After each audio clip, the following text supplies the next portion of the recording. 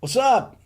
Happy 4th of July to everyone here in the U.S. and everywhere in the world.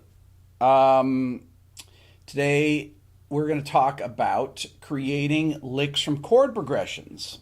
So, I did this Instagram video last night. I'm going to play it for you. Just a little, these things that I call quick lessons. For those of you that subscribe to my Instagram, it's Rick Beato1. You should definitely check it out and subscribe there. Also, having a sale today, a 4th of July sale for the weekend, today and tomorrow. And it's my biggest sale ever. I sound like one of those guys, right? 65% off my Beato book bundle. It's the Beato book Instagram transcription bundle. It's got all my latest Instagram transcriptions in it. Everything good, Billy? 60% off, sorry. I screwed up. 60% off. And 35% off the ear training thing. So it's my biggest sale. I never do 60% off, but I'm doing a 4th of July sale. So the Beato ear training is 35% off, and discount code is RB704. It's right there on the screen, as you can see. So let me play you this thing. This is what I call like a Spanish, it's like a Phrygian chord progression. Okay, we'll talk about it in a second. I'm going to play it for you. F sharp minor, E major, D major, sharp 4, and C sharp 7. I'm going to make a 9-note grouping. 1, 2, 3, 4, 5, 6, 7, 8, 9. A little octave in there.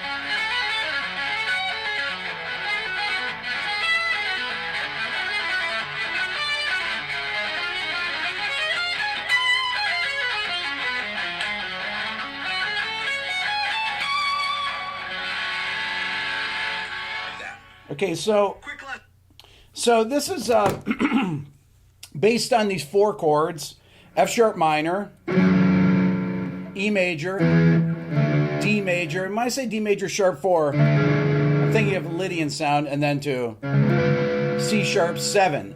So the line that I came up with is actually in, what's it in, Billy? The time signature. It's a 9-note grouping. Sorry.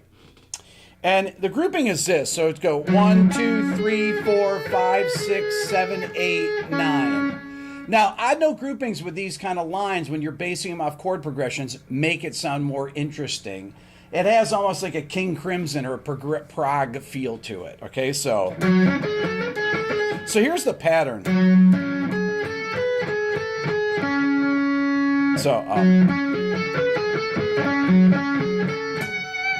and I add that high root up there because I think it sounds cool. It's great when you vary a pattern like that so that it's not just the 9 every time.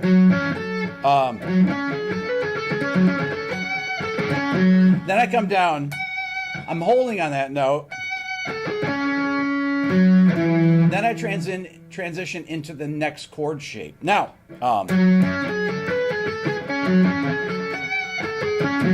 when I'm playing it fast, there's a hammer-on in there and a hammer-on from nowhere that makes it, to me, a lot more playable. Then the second one moves down.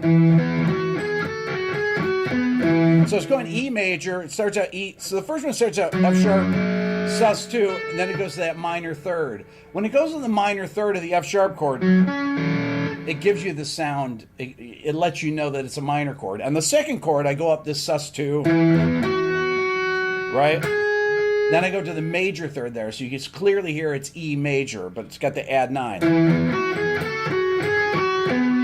So it's the same pattern transposed down one scale step, okay? That's why this is really a modal Spanish progression, or it's like a Phrygian modal progression, because I'm not just playing in the Phrygian scale, I'm playing over each individual chord, and that's what makes these things sound interesting. So, and I go up to the root E there, right? And then I transition down to D major, right? And I do the same, it's exactly the same pattern, except I have to adjust this one note and add the sharp 4 in that because that's in the key, okay? Which which I think that's a beautiful sound. I love this. These two are really.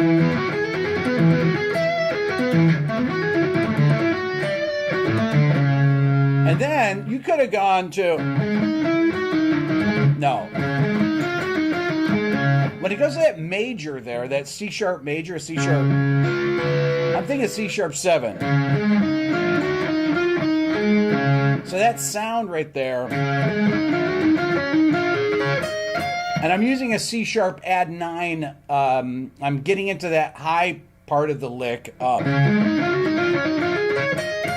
using a C and a major add 9 arpeggio there.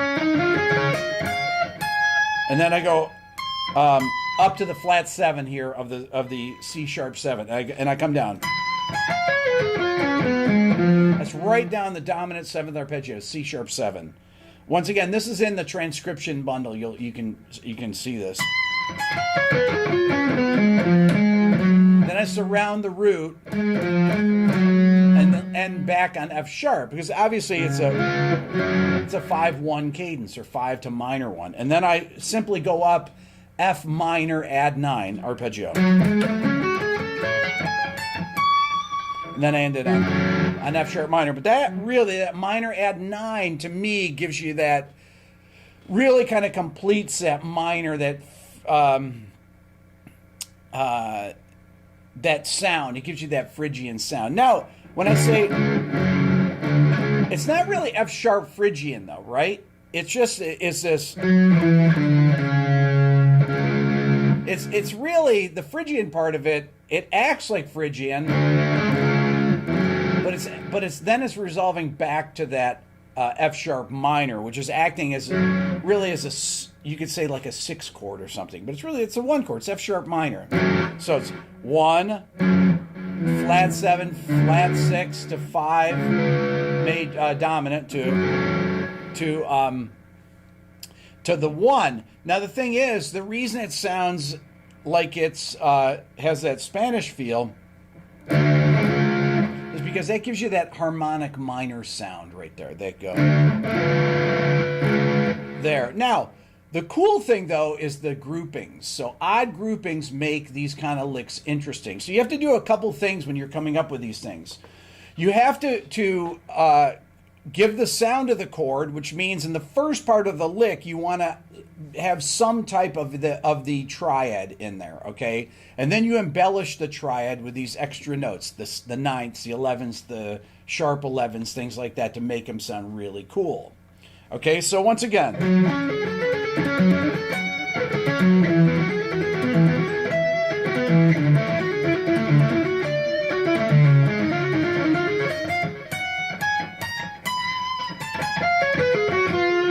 I mean, you can do whatever.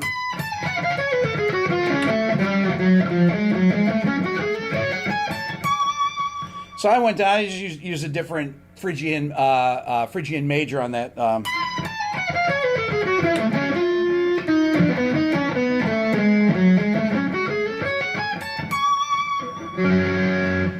So if I took that same progression, it's like, okay, well, how do you develop another lick? That's one thing. So you could do other things too. Let's say you did taking the same chord progression, and let's say I start with a spread triad. So that's F sharp minor spread triad. So I take so I'm going to use those 4 spread triads to create the beginning of the lick, but I'm going to do another odd time thing, right?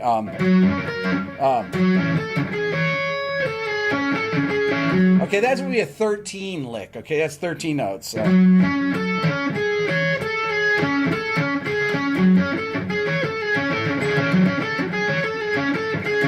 I go down a step.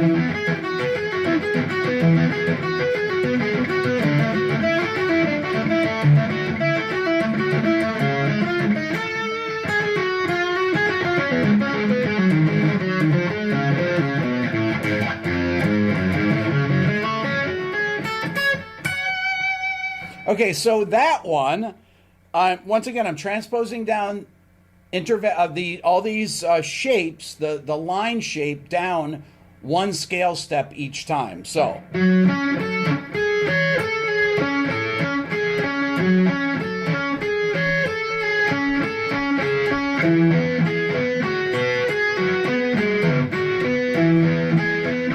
love that.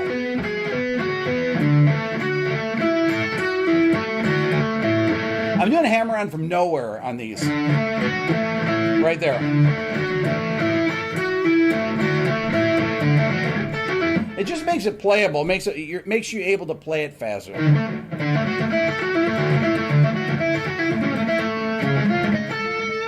there I you know.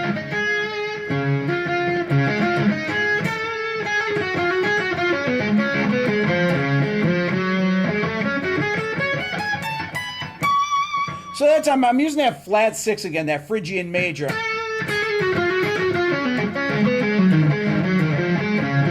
Or it could be F sharp melodic, F sharp harmonic minor. I mean, that's really the sound.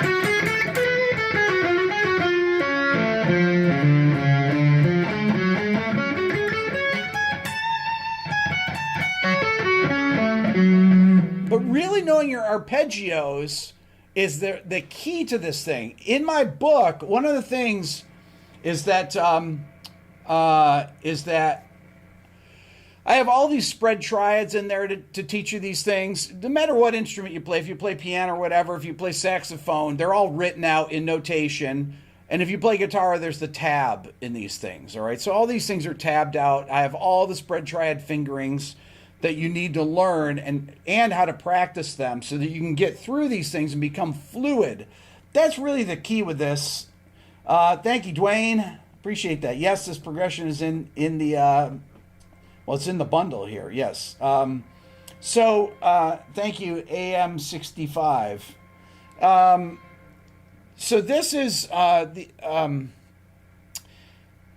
knowing these triads, these arpeggios, gives you the basis for creating these chord progressions. You can't really play these linear things unless you have these under your fingers, right? If I'm playing an E major,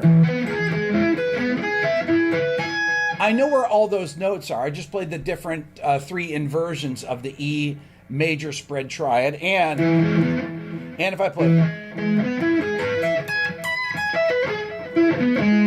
an E major, just a straight E major triad, I know where that is. D major, right? So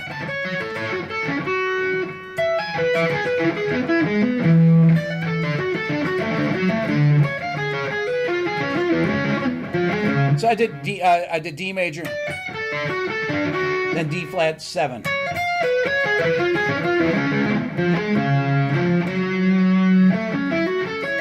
If I use minor 7, it doesn't sound quite as cool. Minor major 7, the arpeggio sounds cool at the end.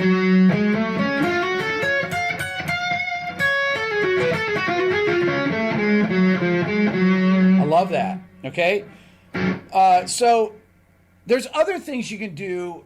What I like to really do, Narol, thank you very much. Appreciate that. Another thing I like to do is to try and come up with patterns that sound... that might have some, let's say, contrary motion. Okay, let's say I take that F sharp minor chord. Just thinking F sharp minor. I'm right here in F sharp, and I go.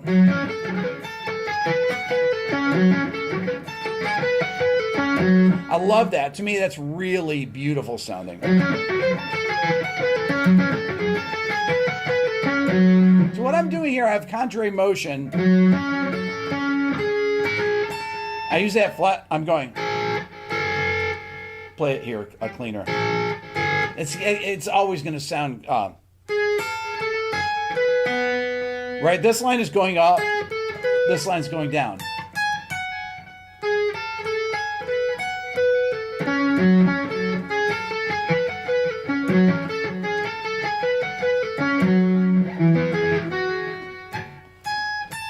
Anytime you have these kind of intervals like that, those flat 9 intervals like that, they have a really emotional sound to them.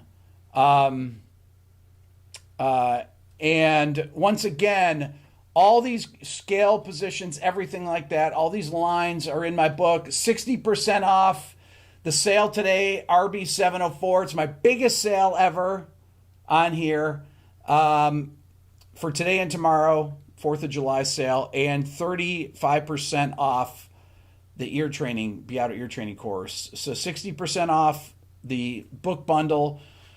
which has it's 600 plus pages. What is it? 650 pages, Billy? Something like that. Yeah.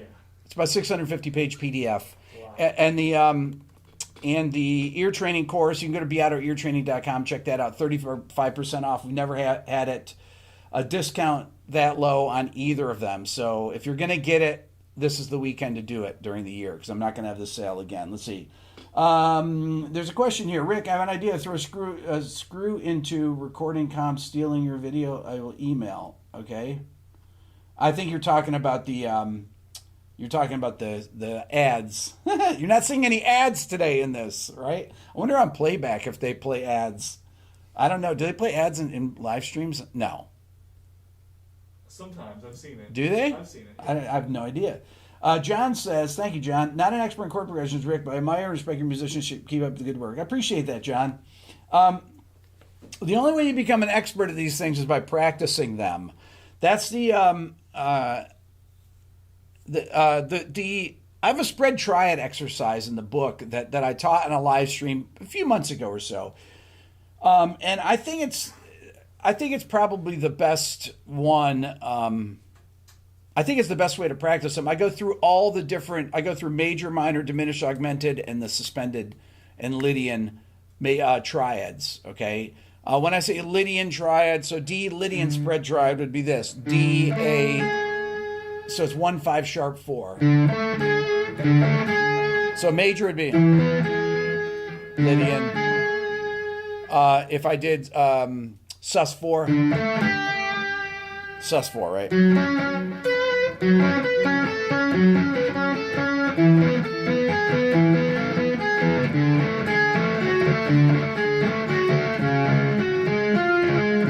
Right? So that's why those spread triads sound so cool like that.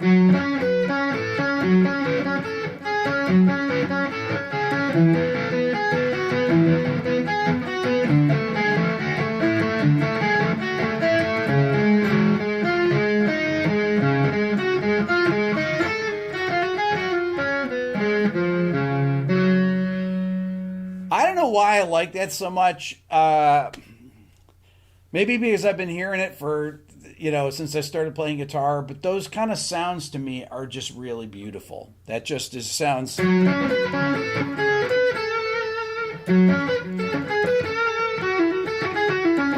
hear me play a lot of this kind of.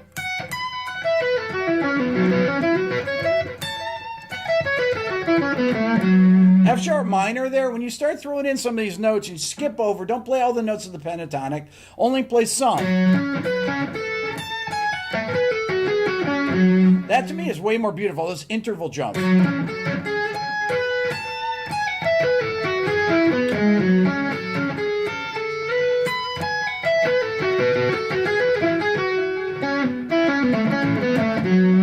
I just love that sound of those big.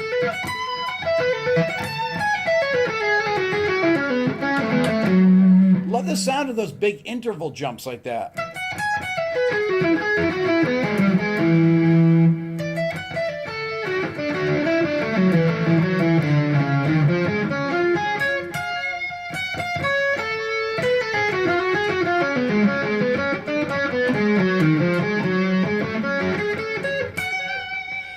And those minor add 9 arpeggios, major add 9, minor add 9, dominant sus, dominant 7 with a flat 6, suspended spread triads, Lydian spread triads, major and minor spread triads, all those things just make your playing sound way cooler. I mean, just so much more interesting. That's why people like Eric Johnson. That's why they like Pat Metheny.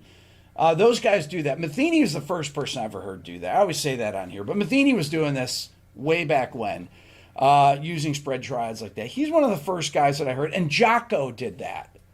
Jocko played that kind of stuff. And I think one of the guys that was an influence then was Joe DiOrio. Great guitar player. Joe is kind of an earlier... Joe's probably in his 80s now or so. And Joe, he has a record called Bonita. And I showed the album. I don't know if it's on YouTube, if it's on Instagram or whatever, but that record is one of his solo records. Anything you can see on YouTube, look up Joe DiOrio and Pat Metheny playing duo. They play together at GIT. It's early in the 90s or so. But Joe was a very big influence. I think that he was, I want to say he might have been in Florida. I don't know this for sure. But when Jocko was there and Matheny was there down at University of Florida. I'm not sure about that. Somebody else might know that. Thank you, Gibbo. Appreciate that. Some other of you might know that better than I do. By the way, my friend Keith from 5 Watt World is here on the stream. And if you guys don't follow his channel, you should follow it. He's 2,000 away from getting his 100,000 plaque. And he has some of the best, he has the best like music documentary videos on YouTube. He does documentaries on musical instruments. He calls them short history videos, but he did one on the Flying V. He's got one on the Telecaster, on the Les Paul, on the SG, and it's the history of all these guitars. I need to convince him to do a history of the Junior or the Special. I don't know if that would be an interesting history, but I would like to see it. But you guys should definitely follow 5 Watt World. It's incredibly great. One of my favorite YouTube channels, and he's almost at 100,000 subscribers. All he needs is 2,000 more, and he will be there, and he will get his plaque. And he was on my channel last year. Keith and I have been friends for 35 years. He came on my channel with a couple hundred subscribers last year, and he's gone from a couple hundred last March to 100,000. So there you go. Richard, once again, thanks for this education. Non-music professional enjoys, completely engages your left brain. You enjoy music now even more. Thank you, David. Thank you, Richard. Appreciate that. So once again, discount, July 4th discount. This is my biggest sale ever. 60% off my Beato book, YouTube, Instagram transcription bundle. 650 pages. It's on sale, 60% off. And then my ear training course is 35% off. I haven't ever done it this low, either one. It's going to be for today and tomorrow. If you want to support the channel, that's really how you do it. Or become a member of the Beato Club. So I want to just touch a little bit on the video that I just did about ads on YouTube. I read through all the comments. I read through the comments on all these videos, and I'm really, sensitive to people having to sit through ads. I use an ad blocker, and I also belong to YouTube Premium because I want to support YouTube and my YouTuber friends too, because I pay the $12 every month. And honestly, that goes to support, some of that goes to support all my YouTuber friends. Rhett Shull, 5 Watt World, Adam Neely, Paul Davids, Marty Schwartz, all my friends that are YouTubers, music YouTubers, because they have so many videos that are demonetized, okay? So one of the misunderstandings, and I guess it's that I just didn't make this clear in that video, is that when a video is demonetized, meaning that the artist puts a claim against it, or it's their record label or their publisher. So my Pearl Jam, when I did the Black video, Sony, who owns the master recording, puts a claim on it and demonetizes the video. So they take all the money from every view, the 1 cent per view. They keep all the money, distribute some of it to Pearl Jam. YouTube takes their cut. YouTube always gets their cut. And then they put ads wherever they want. 2 ads at the front, skippable, banner ads, unskippable ads in the thing, and it's totally outrageous. And it's something now people say, "Oh, they've been doing this." No. This has become rampant over the last few weeks. And here's the reason, and I didn't get into it that much. Companies don't want to pay right now because of the economy. They don't want to pay for the skippable ads at the beginning. I mean, I'm just saying this seems to be common sense. They're the most expensive ads because they're skippable, but they really go on for 30 seconds or so, right? And I tell people, don't worry about skipping through the ads. I don't make any more money. And when the videos are demonetized, it doesn't make a difference anyways. I'm not making any money anyways. So they can put them in wherever. Now, in the past, they would just put the skippable ad at the beginning. When I do my What Makes a Song Great, the artist who I'm doing it on, even though I'm doing an advertisement for their song and telling people why it's great and why they should listen to it, They're making the money on it, and I have no problem with that. Okay, but I do have a problem with interrupting the important parts of the songs by putting ads there. It got to the. Not only that, in the Pearl Jam video, they were putting banner ads right over where I put the transcriptions, where I'm doing a melody analysis, right? And it's like, come on. Then you have to click off it, and then you have to back up if you're reading the notation that I've put under there. It's ridiculous, right? And those banner ads, frankly, look so cheesy. And you don't see banner ads. The only ads on my videos, the videos that are monetized and they're few and far between, are the skippable ads at the beginning that you just turn on. The video comes on, skip, and move on. Right? It was a funny thing though. Ad blocker, the ad blocker that I use, that I used to use on YouTube. I don't really use it now because I do the premium. But they on my Twitter or something they said like, thanks, Rick, or something like that. Because, they said thanks to somebody else who said, oh, ad blocker, and they tagged ad blocker. I just thought that was funny. Anyhow, so these, getting back to these using chord progressions, you can use any kind of chord progressions, though, right? All you have to do is, if I did A minor, C major, E minor, G major, okay, that could be something for A Dorian. You guys have heard me do it.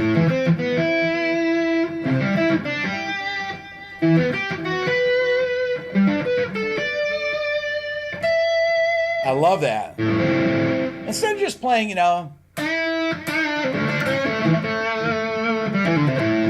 of just playing in your standard blues boxes like that.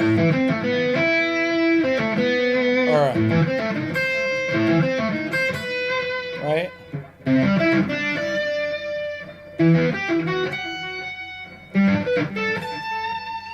It's just,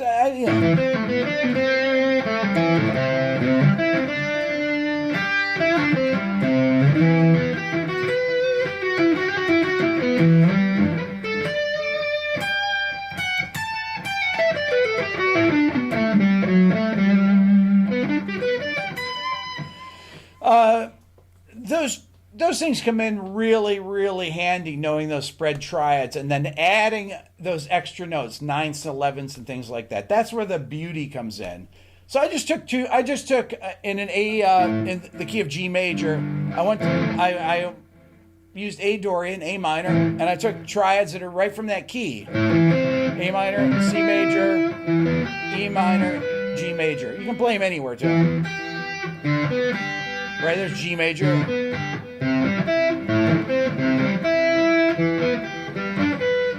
You just have to know these everywhere. Sit down, go through my book, practice these things on your instrument, on the piano, whatever. Practice all these arpeggios, get them under your fingers, then add a note to it, add the ninth to it, practice that, then add the 11th to it. And then add the ninth and 11th together, all right? And then you get these, they're kind of scale fragments. They're you might call them a tetrachords or something like that. But they're scale fragments, and you can do so many interesting things with them. It makes your playing nothing more boring than scalar playing. When I say scalar, just running up and down scales. You have to have interval jumps, right? And what goes up must come down. You go up by skip and come down by step.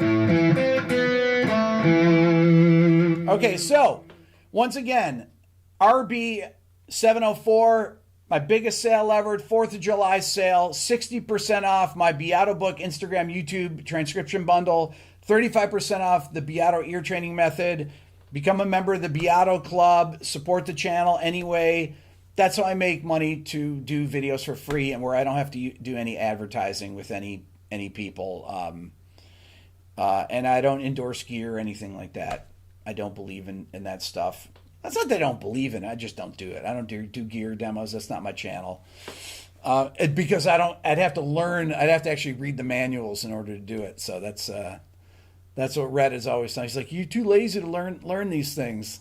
I just like to twist buttons and move knobs until things sound good. Then I learn my way around them. Then I memorize it. Got to get your hands in there and do that kind of stuff, right? Anyways, you guys are amazing. Those of you here in the United States, happy 4th of July. Those of you in Europe and beyond, wherever, Australia, wherever you are, New Zealand, it's tomorrow. So have a great, great day, and we'll see you soon. Okay?